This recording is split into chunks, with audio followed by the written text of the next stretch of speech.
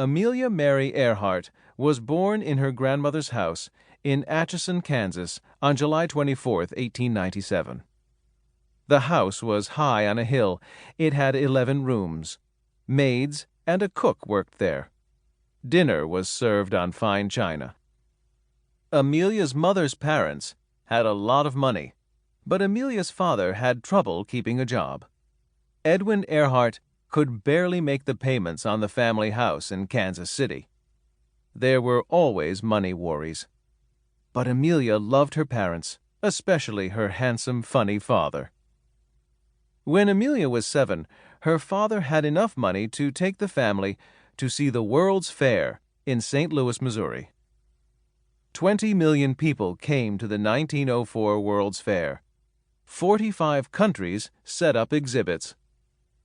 At the St. Louis Fair, there were Eskimo villages and Japanese gardens. Each nation and state showed something about its own culture. Amelia and her younger sister Muriel saw a big roller coaster at the fair. When she got back to Kansas City, Amelia tried to build one in her yard. Muriel, Amelia's uncle, and another friend helped. Wooden tracks ran from the top of a shed to the yard below. A little buggy rolled down the tracks. The tracks were greased with fat to make the buggy go faster. Always the bravest kid on the block, Amelia was the first to try out the roller coaster. She dragged the buggy up to the top of the tracks and got on. Her sister held her feet. When Amelia gave the signal, Muriel let go. Amelia went down head first and crashed. Did this stop Amelia? Not at all. She and her friends made the slope of the tracks less steep. Then she got on the buggy again. This time, she made a good run. She loved the speed, and it was almost as if she were flying through the air. On a cold day in December, Amelia went sledding with her sister. Amelia wanted to go very fast. She took a running start. Then she jumped on the sled, lying head first on her stomach. The hill was icy. Amelia was gaining speed.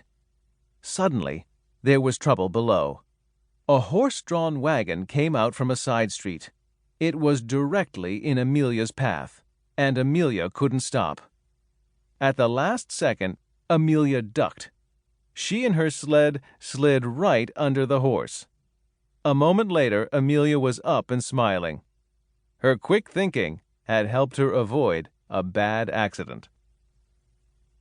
In the summer before 8th grade, Amelia went to another fair, the Iowa State Fair.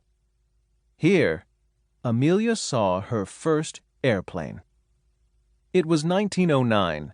Only 6 years after Wilbur and Orville Wright had made their famous flight at Kitty Hawk, North Carolina. Surprisingly, Amelia did not think too much of the airplane. She was always adventurous, but her love of flying came much later. Amelia's teenage years were hard.